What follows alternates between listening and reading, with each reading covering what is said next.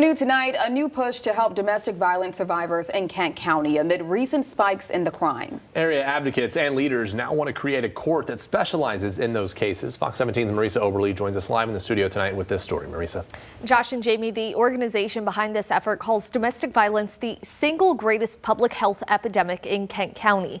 They believe a domestic violence court would reverse recent trends and result in better outcomes for everyone. One survivor I spoke with agrees with that too. We can't ignore domestic violence. Tara Ade says it's time to confront the intimate partner violence problem in Kent County. In 2021, the county prosecutor's office broke a 4-year-old record when it charged more than 1,300 people in domestic violence cases.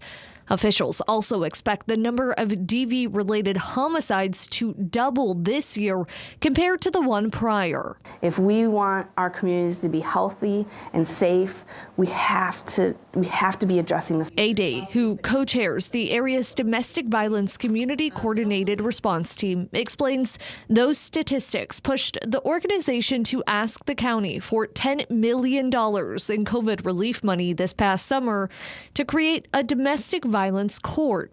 If granted, DVCCRT would use those resources to create a domestic violence court, which would include judges, lawyers, advocates, and others who understand the complex issue. Research has shown both in Michigan and in other states, when you have a specialty court, you have really a team of people that can understand the nuance and complexity around domestic violence and also create the mechanisms to both ensure that domestic violence victims' stories are actually understood by the folks making decisions.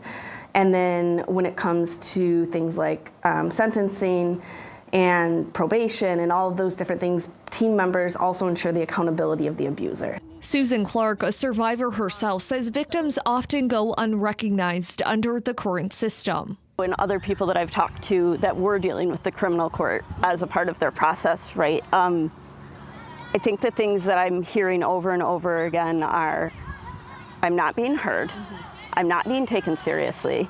She believes this would help them heal and bring about justice. And it says, we see you and we hear you. We believe your experience.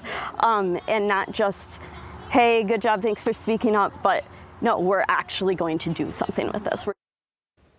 Now, this coming Friday, the Kent County Board of Commissioners will meet to discuss this proposal and the other ones submitted to them through the American Rescue Plan Act. They will then vote on which organization receives money and how much in mid-November. Ade says the dollars DVCCRT requested would cover the costs of the DV court through 2026. However, afterwards, they would then need to find funding through other sources. She says she is confident that that would happen, especially if this court has as much success as they anticipate it could have. I'm reporting live in the studio. Marisa Oberle, Fox 17 News.